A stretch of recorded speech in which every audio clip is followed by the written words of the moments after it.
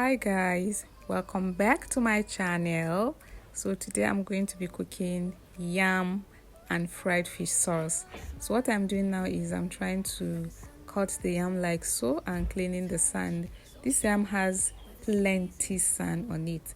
So what most people usually do is they soak the yam completely inside water, and then after the sand has been soaked and they remove it and just wash it out. But I don't do that method, guys, because I only do that when my diabetic sister, wants to eat yam.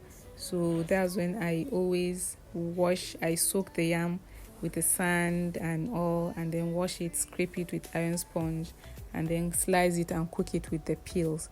Now, one of the importance of cooking yam with the peels is that it contains fiber. That's for diabetic patients. It contains fiber that slows down how quickly the starch inside is digested and absorbed. And also, by doing so, you are trying to prevent a sudden rise in blood sugar after eating the yam. And this cooking yam with peels, it's antioxidants, and there is vitamins and minerals like potassium, like magnesium, and it helps to manage the blood pressure and also improve health, which is very, very important for diabetic patients. So I've finished cutting the yam. I've washed it out. If you look at the video closely, you notice the amount of sand that I washed from the yam. So here I am. I'm trying to cut the yam into pieces. I've finished cutting it. After cutting, I'm transferring it into the pot. So after I finish transferring it into the pot, then I'm going to put it on fire and try to cook it here. So this yam is just for 3 people, for 3 of us, and I doubt if we'll finish the yam because it's too much, guys. But I'm sure we are going to leave some for umami, which is we'll just warm it in the morning and eat maybe as breakfast or as lunch the following day, the next day. So I've added salt. I'm adding salt now. After that, I'll put sugar. I always like cooking with sugar, and people here in my area feels, why is she cooking like with sugar like this? But I like cooking with sugar. Even with my soups, I usually put sugar, and it's always delicious for me. That's how I like cooking.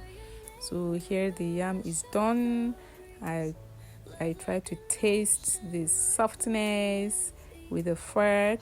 So I'm trying to make my fish sauce now. I've poured my oil, I pour my onion, and as you can see, so I want to allow the onion to fry, to start bringing out that aroma.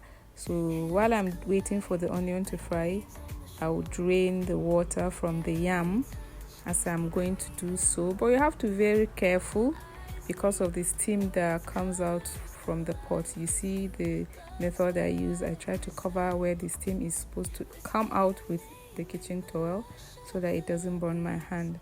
So my oil has fried. I poured my tomatoes, my pepper. I blended tomato and pepper and onion together. So here I'm putting all the seasoning, guys, the spices. I love spices. So I put all the spices that I can find in the cabinet. Now this is sea salt. Sea salt is very good because of the minerals, and it helps the body to maintain proper hydration and muscle function. But it's always advisable to use it in moderation. So turmeric. I can't cook without turmeric, guys. My sauce is tantalizing, is tasting nice. Now the garlic will enter. I'm turning my sauce. So after I've done so, the next thing I'll do is to pour in the already fried fish. So I'm trying to select the big ones here and leave the tiny ones for crunching later. My baby girl doesn't like the fish in the stew. She always likes it like that when it is fried. So I'm saving that for her to eat later. So my sauce is ready and it's juicy. I don't like it to be too dry because you're eating it with yam. You have to feel the juiciness that will be coming out of the yam and the sauce. So she's trying to tell me that she doesn't want fish roll. So here I'm trying to select the fish. I'm putting her sauce without the fish. And yummy. She said she enjoyed the food, she enjoyed the sauce. Please like my channel, please subscribe. Subscription is free, guys, so try and subscribe for another video. Thank you, love you. Mwah.